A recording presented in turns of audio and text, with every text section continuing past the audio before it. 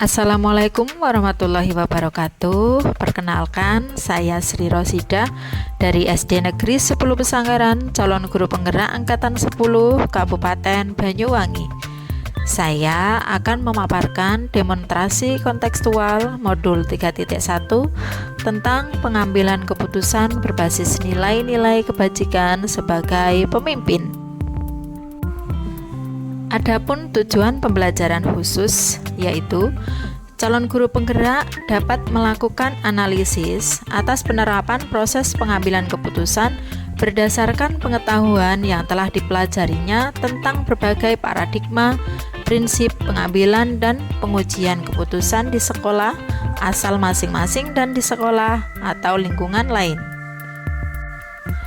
Adapun panduan pertanyaan wawancara antara lain: yang pertama, selama ini bagaimana Anda dapat mengidentifikasi kasus-kasus yang merupakan dilema atau bujukan moral?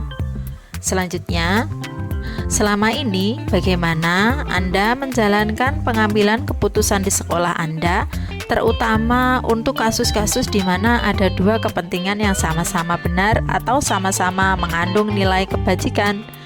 Langkah-langkah atau prosedur yang seperti apa yang biasa Anda lakukan selama ini? Hal-hal apa saja yang selama ini Anda anggap efektif dalam pengambilan keputusan pada kasus-kasus dilema etika?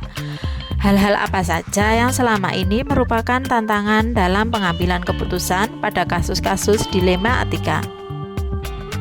Apakah Anda mempunyai sebuah jadwal tertentu dalam sebuah penyelesaian kasus dilema etika?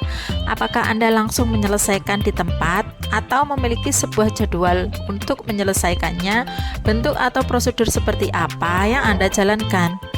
Adakah seseorang atau faktor-faktor apa yang selama ini mempermudah atau membantu Anda dalam kasus-kasus dilema etika? Dari semua hal yang telah disampaikan, pembelajaran apa yang dapat Anda petik dari pengalaman Anda mengambil keputusan dilema etika?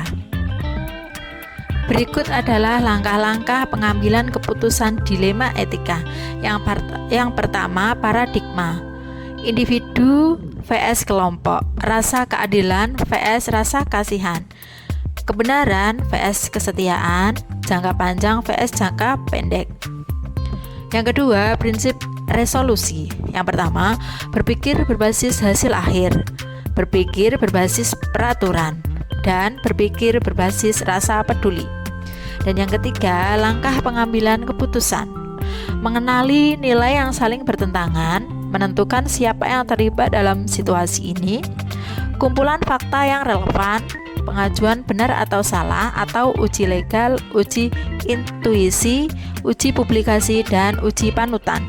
Pengujian paradigma benar lawan benar, melakukan prinsip resolusi, investigasi, opsi trilema, buat keputusan dan lihat lagi keputusan dan refleksikan.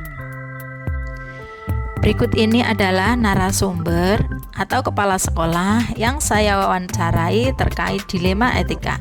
Yang pertama ada Ibu Sri Wilujeng SPD, Kepala Sekolah SD Negeri 10 Pesanggaran. Yang kedua ada Pak Anwari SPD, yaitu Kepala Sekolah SD Negeri 2 Pesanggaran. Dan yang ketiga adalah Bu Titin Sulastini SPD, yaitu sebagai Kepala Sekolah SD Negeri 8 Pesanggaran. Dimulai dari wawancara pertama dengan narasumber Ibu Sri Wilujeng SPD, Kepala Sekolah SD Negeri 10 Pesanggaran. Berikut adalah hasil wawancara pertama. Pada saat penerimaan peserta didik baru, Bu Dian mendaftarkan anaknya yang bernama Clara untuk bersekolah di SD Negeri 10 Pesanggaran. Namun, Clara ini sedikit memiliki kelainan yang saya lihat sebagai anak yang berkebutuhan khusus atau inklusi. Kami sudah menyarankan pada orang tua siswa untuk menyekolahkan anaknya di SLB karena sekolah kami bukan sekolah inklusi. Akan tetapi, si ibu tetap ingin anaknya bersekolah di SD Negeri 10 Pesanggaran dengan alasan faktor ekonomi dan tidak ada SLB terdekat. Beliau tetap mempercayakan anaknya bersekolah di tempat kami karena dia yakin kualitas sekolah kami bagus. Di satu sisi, saya bingung karena di sekolah kami tidak ada guru yang berlatar belakang guru berkebutuhan khusus. Namun, di sisi lain, saya juga merasa kasihan melihat kondisi orang tua siswa tersebut. Pertanyaan pertama, selama ini bagaimana Anda dapat mengidentifikasi kasus-kasus yang merupakan dilema etika atau bujukan moral? Jawabannya, untuk mengidentifikasi setiap kasus atau masalah yang terjadi di lingkungan sekolah, tentunya saya lakukan dengan cara menganalisis masalah dan mengenali nilai-nilai yang saling bertentangan serta mengumpulkan fakta-fakta yang ada. Setelah itu, baru saya akan mendiskusikan dengan rekan guru yang ada di sekolah untuk mencari solusi atau jalan terbaik bagi masalah tersebut. Pada pertanyaan kedua, selama ini bagaimana Anda menjalankan pengambilan keputusan di sekolah Anda, terutama untuk kasus-kasus di mana ada dua kepentingan yang sama-sama mengandung nilai kebajikan? Dalam hal ini, pemimpin dituntut untuk bersikap bijaksana dan tidak menggunakan gaya kepemimpinan otoriter. Tetapi, seorang pemimpin harus mampu berkomunikasi, berkonsultasi, serta berdiplomasi dengan semua stakeholder terkait dengan tetap menjaga nilai-nilai kerukunan di lingkungan sekolah. Langkah-langkah atau prosedur seperti apa yang biasa Anda lakukan selama ini? Langkah-langkah atau prosedur yang saya lakukan untuk mengambil keputusan diantaranya mengidentifikasi masalah, menyaring masalah, kemudian mengumpulkan fakta-fakta yang relevan pada setiap kasus yang ada. Hal-hal apa saja yang selama ini Anda anggap efektif dalam pengambilan keputusan pada kasus-kasus dilema etika? Saya kira yang lebih efektif dalam pengambilan keputusan pada kasus dilema etika yaitu mencari opsi di antara dua opsi, berkompromi dengan melibatkan semua pihak sehingga semua keputusan dijadikan sebagai sebuah pelajaran untuk acuan pada kasus yang muncul berikutnya. Hal-hal apa saja yang selama ini merupakan tantangan dalam pengambilan keputusan pada kasus-kasus dilema etika? Tantangan dalam pengambilan keputusan kasus dilema etika adalah nurani yang sering berperang dengan aturan karena setiap manusia memiliki hati nurani yang merupakan proses kognisi yang menghasilkan perasaan dan pengaitan secara rasional berdasarkan pandangan moral dan sistem nilai seseorang. Apakah Anda memiliki sebuah tatkala atau jadwal tertentu dalam sebuah penyelesaian kasus dilema etika? Apakah Anda langsung menyelesaikan di tempat atau memiliki sebuah jadwal untuk menyelesaikannya? Bentuk atau prosedur seperti apa yang Anda jalankan? Penyelesaian kasus dilakukan dengan segera dan melalui tahapan-tahapan yang dirancang sesuai dengan prosedur sehingga tidak terjadi bumerang sebagai imbas dari keputusan tersebut. Tokoh seseorang atau faktor-faktor apa yang selama ini mempermudah atau membantu Anda dalam pengambilan keputusan dalam kasus-kasus dilema etika? Walaupun seorang kepala sekolah memiliki hak dan wewenang dalam pengambilan keputusan, tetapi faktor-faktor eksternal atau masukan dari pihak luar dengan pertimbangan yang matang sangatlah diperlukan atau dijadikan referensi. Dari semua hal yang telah disampaikan, pembelajaran apa yang dapat Anda petik dari pengalaman Anda mengambil keputusan dilema etika?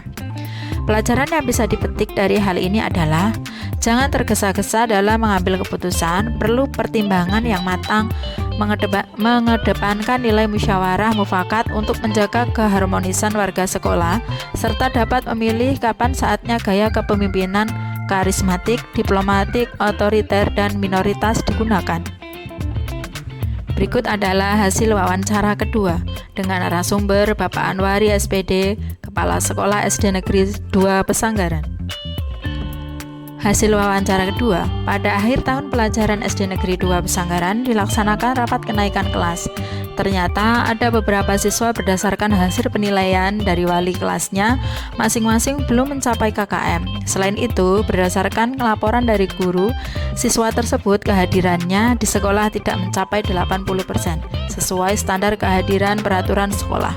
Rapat berlangsung cukup alot sebab ada beberapa guru yang menginginkan anak tersebut tetap tinggal kelas. Sementara banyak juga yang menginginkan anak tersebut dinaikkan kelas.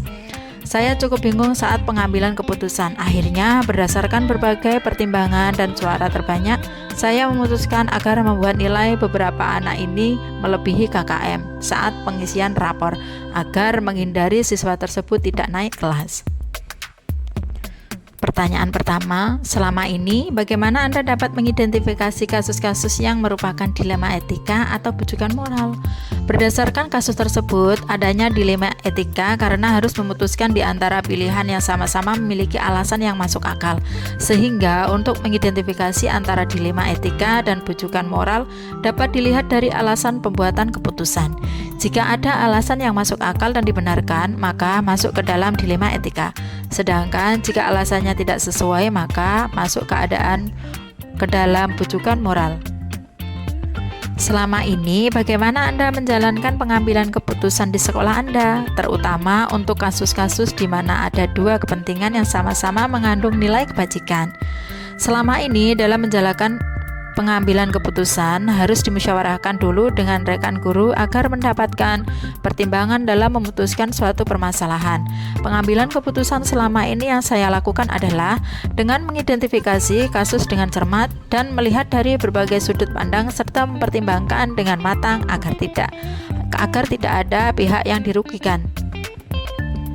Langkah-langkah atau prosedur seperti apa yang biasa Anda lakukan selama ini? Langkah atau prosedur yang saya lakukan diantaranya menentukan penyebab masalah, menentukan siapa saja yang terlibat, mengkonfirmasi serta bermusyawarah dengan rekan guru melalui rapat secara internal, kemudian menentukan keputusan dan meninjau kembali keputusan tersebut. Hal yang dianggap efektif dalam pengambilan keputusan adalah dengan menganalisis kasus yang ada, kemudian adanya komunikasi dengan rekan sejawat di sekolah untuk menentukan solusi yang dianggap tepat dan sesuai dengan norma atau peraturan yang berlaku, serta mengutamakan kepentingan umum sekaligus berdampak baik untuk jangka yang panjang. Hal-hal apa saja yang selama ini merupakan tantangan dalam pengambilan keputusan pada kasus-kasus dilema etika? Tantangan dalam pengambilan kasus keputusan adalah kurangnya ketegasan jika dihadapkan dengan persoalan yang melibatkan kemanusiaan. Tantangan lain adalah dalam mencari keputusan yang baik dari yang baik, karena keduanya sama-sama benar. Dalam pengambilan keputusan tersebut harus menguntungkan kedua belah pihak. Apakah Anda memiliki sebuah tatkala atau jadwal tertentu dalam sebuah penyelesaian kasus dilema etika? Apakah Anda langsung menyelesaikan di tempat atau memiliki sebuah jadwal untuk menyelesaikannya? Bentuk atau prosedur seperti apa yang Anda jalankan? Tidak ada jadwal khusus dalam penyelesaian kasus dilema etika karena langsung melakukan koordinasi dengan pihak terkait. Selain itu, dalam menyelesaikan masalah yang ringan biasanya saya langsung putuskan dengan berusaha untuk bijaksana, sedangkan untuk masalah yang dianggap berat saya melakukan dulu tahapan-tahapan seperti yang telah disebutkan tadi. Tokoh seseorang atau faktor-faktor apa yang selama ini mempermudah atau membantu Anda dalam pengambilan keputusan dalam kasus-kasus dilema etika? Dalam pengambilan kasus keputusan, saya selalu melibatkan seluruh elemen terkait agar banyak solusi atau alternatif yang muncul. Di antaranya dengan rekan guru dan komite sekolah yang selama ini membantu dalam pengambilan keputusan dilema etika. Dari semua hal yang telah disampaikan, pembelajaran apa yang dapat Anda petik dari pengalaman Anda mengambil keputusan dilema etika? Pengambilan yang dapat dipetik adalah tidak semua yang kita anggap benar itu benar karena harus dilihat dari berbagai sisi. Selain itu, saya juga harus lebih bijaksana ketika memutuskan sesuatu dengan menganalisis kasus yang dihadapi dengan sebaik-baiknya agar keputusan yang diambil betul-betul keputusan yang tepat. Selanjutnya adalah wawancara ketiga dengan narasumber Ibu Titin Sulastini SPD, Kepala Sekolah SD Negeri 8 Pesanggaran. Berikut adalah hasil wawancara ketiga. Kasus yang pernah dihadapi oleh Ibu Titin berkaitan dengan kedisiplinan siswa yang masih cukup sulit untuk diterapkan di sekolah karena budaya lingkungan orang tua yang meninggalkan anaknya untuk mencari nafkah di luar kota, sehingga kurangnya pengawasan orang tua yang membuat anak untuk disiplin. murid sering datang terlambat atau berperilaku yang tidak sesuai dengan aturan sekolah. Di satu sisi lain, menegakkan kedisiplinan. Namun, di sisi lain ada rasa kasihan karena kurangnya kasih sayang atau perhatian dari orang tua. Selama ini, bagaimana Anda dapat mengidentifikasi kasus-kasus yang merupakan dilema etika atau bujukan moral?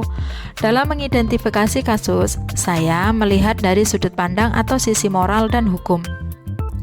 Maka termasuk kriteria benar lawan salah. Namun, kalau benar lawan benar, maka termasuk dilema etika.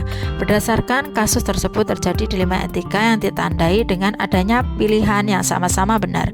Tidak ada bujukan moral dalam kasus ini karena tidak ada pelanggaran hukum yang terjadi, sehingga untuk mengidentifikasi antara dilema etika dan bujukan moral perlu dilihat dari tipe kasus dan pilihan yang muncul. Selama ini, bagaimana Anda menjalankan pengambilan keputusan di sekolah Anda, terutama untuk kasus-kasus di mana ada dua kepentingan yang sama-sama mengandung nilai kebajikan? Saya mengecek dulu permasalahannya seperti apa, kemudian siapa saja yang terlibat dalam permasalahan itu. Selanjutnya, melakukan musyawarah atau berkoordinasi dengan pihak terkait seperti guru, orang tua, atau pihak lain yang diperlukan guna menyepakati keputusan yang akan diambil dengan mengutamakan kekeluargaan. Langkah ini dilakukan tidak hanya untuk masalah yang serupa, namun untuk beberapa masalah lain yang memang mendesak untuk segera diambil keputusan. Langkah-langkah atau prosedur seperti apa yang biasa Anda lakukan selama ini? Langkah-langkah yang saya lakukan untuk mengambil keputusan diantaranya memanggil pihak yang terlibat untuk mengetahui inti permasalahan, meminta saran dan masukan dari rekan guru melalui musyawarah mufakat dalam mengambil keputusan yang menguntungkan kedua belah pihak, serta tetap mengedepankan skala prioritas. Hal-hal apa saja yang selama ini Anda anggap efektif dalam pengambilan keputusan pada kasus-kasus dilema etika? Melakukan dialog yang efektif melalui pendekatan kekeluargaan agar lebih terbuka dan lebih mudah menerima saran atau masukan. Mengumpulkan fakta-fakta yang relevan, memberikan bimbingan khusus kepada yang bermasalah, serta melakukan pertimbangan yang matang dan cara berpikir jernih agar keputusan yang diambil benar-benar tepat. Hal-hal apa saja yang selama ini merupakan tantangan dalam pengambilan keputusan pada kasus-kasus dilema etika? Tantangan dalam pengambilan keputusan adalah kurangnya kesadaran tentang pentingnya pendidikan dari diri siswa dan orang tua siswa. Tantangan lain adalah bagaimana menghasilkan keputusan yang tepat sebagai solusi terbaik dengan meminimalkan resiko yang muncul dan mendapat dukungan dari semua pihak. Apakah Anda memiliki sebuah tatkala atau jadwal tertentu dalam sebuah penyelesaian kasus dilema etika? Apakah Anda langsung menyelesaikan di tempat atau memiliki sebuah jadwal untuk menyelesaikannya? Bentuk atau prosedur seperti apa yang Anda jalankan? Tidak ada jadwal tertentu, namun lebih kepada menyelesaikan masalah yang ada. Apabila masalah tersebut menuntut untuk segera diselesaikan, maka jangan menunda-nunda sehingga tidak berkembang luas. Akan tetapi, jika masalah yang penyelesaiannya membutuhkan musyawarah, maka saya akan berkoordinasi dengan pihak lain, baik rekan sejawat maupun pihak yang lebih kompeten. Tokoh atau seseorang, faktor-faktor apa yang selama ini mempermudah atau membantu Anda dalam pengambilan keputusan dalam kasus-kasus dilema etika? Tentunya forum musyawarah selalu saya intensifkan dalam menangani setiap kasus yang terjadi, sehingga setiap kasus yang muncul lebih cepat teridentifikasi untuk diambil solusinya yang tepat. Dari semua hal yang telah disampaikan, pembelajaran apa yang dapat Anda petik dari pengalaman Anda mengambil keputusan dilema etika? Pembelajaran yang saya ambil dari penanganan kasus dilema etika adalah mengutamakan prinsip berkepihakan pada murid. Selain itu, bahwa setiap pengambilan keputusan penting untuk dilakukan musyawarah, baik dalam lingkup kecil maupun pada lingkup yang lebih luas. Yang selanjutnya adalah analisis dan refleksi hasil musyawarah. Yang pertama, hal-hal menarik yang muncul. Hal menarik yang muncul saat wawancara adalah ketika kepala sekolah memiliki cara sendiri untuk menyelesaikan suatu permasalahan, namun tetap berpijak pada nilai-nilai kebajikan. Adapun berdasarkan hasil wawancara yang diterapkan dalam pengambilan keputusan diantaranya adalah mengidentifikasi dulu setiap kasus yang terjadi, meminimalisir dampak yang terjadi dari setiap kasus yang ada, selalu berdiskusi dengan pihak terkait dan mengutamakan musyawarah mufakat. Keputusan yang diambil merupakan keputusan yang berpihak pada murid. Adapun beberapa persamaan yang muncul pada ketiga kepala sekolah tersebut adalah sama-sama mengambil keputusan dengan paradigma rasa keadilan lawan rasa kasihan, dengan prinsip berpikir berbasis rasa peduli. Namun dalam pengambilan keputusan belum ada prosedur lengkap yang menggunakan 9 langkah pengambilan dan pengujian keputusan. Permasalahan lain yang muncul berdasarkan hasil wawancara yaitu tahapan pengambilan keputusan dimulai dari identifikasi masalah dengan mengumpulkan fakta-fakta yang relevan. Pengambilan keputusan berdasarkan musyawarah mufakat dan mengutamakan keberpihakan pada murid. Tidak ada jadwal khusus dalam penyelesaian kasus, tetapi dilakukan secara fleksibel sesuai dengan kasus yang muncul. Adapun perbedaan yang muncul berdasarkan hasil wawancara dengan 3 pemimpin atau kepala sekolah tersebut, menurut saya perbedaan yang muncul ketika pengambilan keputusan hanya terletak pada urutan langkah-langkah atau prosedur yang mereka lakukan saja. Yang menonjol dari ketiga pemimpin tersebut, bagi saya tidak ada yang menonjol dari ketiganya, karena mereka sama-sama menjadikan nilai-nilai kebajikan sebagai pondasi dalam membuat keputusan yang bisa menguntungkan semua pihak. Sehingga saya merasa tidak memiliki pertanyaan lanjutan yang masih mengganjal terkait kegiatan wawancara yang saya lakukan dengan ketiganya. Adapun rencana ke depan, harus adanya prosedur khusus dalam pengambilan keputusan sehingga dapat diukur seberapa efektif hasil pengambilan keputusan tersebut dilihat dari faktor resiko atau dampaknya.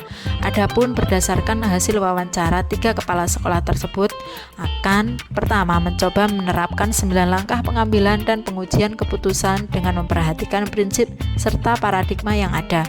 Yang kedua, selalu menganalisis setiap kasus yang dihadapi secara runtut serta mengutamakan keberpihakan kepada murid berdasarkan nilai-nilai kebajikan serta bertanggung jawab kepada setiap keputusan yang diambil. Yang ketiga, adapun permasalahan terulang, maka ketiga kepala sekolah akan menerapkan opsi trilema dengan berkolaborasi antar pihak terkait. Adapun rencana penerapan ke depan bagi saya. Rencana ke depan bagi saya dalam penerapan pengambilan keputusan dilema etika pada lingkungan dan pada murid serta rekan sejawat yaitu mengidentifikasi setiap kasus yang terjadi dengan mengenali dan memahami nilai-nilai yang saling bertentangan. Menerapkan proses pengambilan keputusan secepatnya dimulai dari lingkup terdekat yaitu lingkungan kelas pada saat menyelesaikan kasus pada siswa. Membangun komunikasi yang baik dengan semua pihak terkait. Menerapkan 4 paradigma, 3 prinsip, dan 9 langkah pengambilan dan pengujian keputusan sehingga diperoleh hasil yang bijaksana. Berikut adalah kejelasan tulisan naratif hasil wawancara. Saya membuat narasi dari hasil wawancara yang telah saya lakukan terhadap 3 pimpinan atau kepala sekolah tersebut. Tentu menyadari masih banyak kekurangan dalam tata tulis yang kurang baik. Namun, saya mencoba membuat sebuah narasi dari hasil wawancara dengan sebaik-baiknya. Harapannya adalah tulisan ini bisa bermanfaat bagi orang lain yang membacanya dan sedikit banyak dapat menginspirasi. Durasi waktu atau panjang tulisan. Jika diuji publik tentu saya sangat senang dan berharap bisa mendapatkan umpan balik dari pembaca.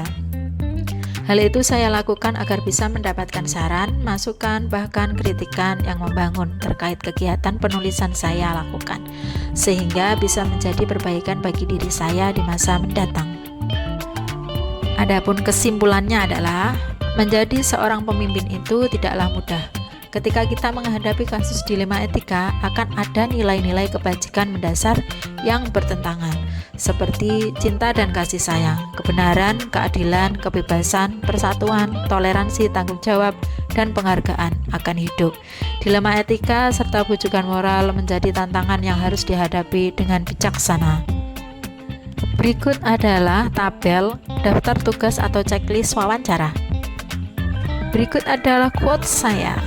Hidup adalah seni menggambar tanpa sebuah penghapus. Jadi berhati-hatilah dalam mengambil keputusan di tiap lembaran berharga dalam hidupmu.